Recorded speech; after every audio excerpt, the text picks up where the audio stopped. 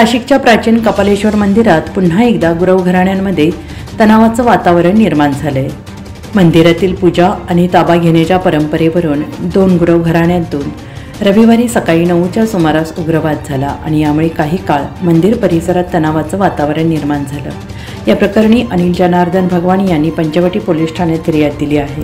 फिर्यादीत म्हटलं आहे की मंदिराच्या परंपरेनुसार त्या दिवशी पूजा करण्याचा आणि मंदिराचा ताबा स्वीकारण्याची वेळ भगवान कुटुंबाची होती, मात्र यावेळी हेमंत पद्माकर गाडे यांनी ताबा देण्यास विरोध केला।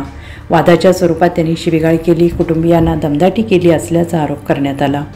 वाद मंदिराच्या दक्षिण दरवाजासमोर झाला असून यावेळी मंदिर परिसरात उपस्थित भाविक काही काळ दहशतीत आले।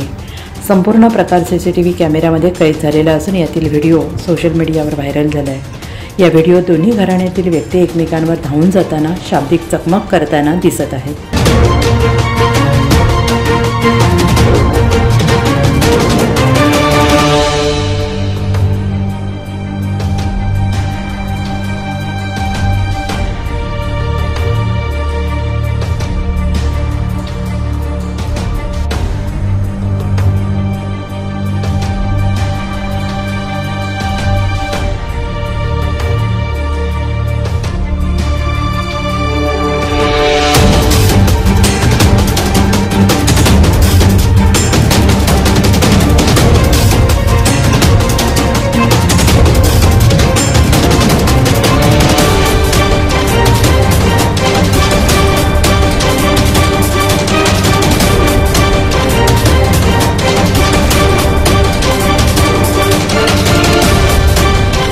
यापूर्वी कपालेश्वर मंदिरातील दानपेटी आणि पूजा करण्याच्या अधिकारावरून वाद निर्माण झाले होते, त्यामुळे पुन्हा एकदा गुरव घराण्यातील वाद उफाळून आल्याने या प्रकरणाकडे नागरिकांचे लक्ष लागले आहे।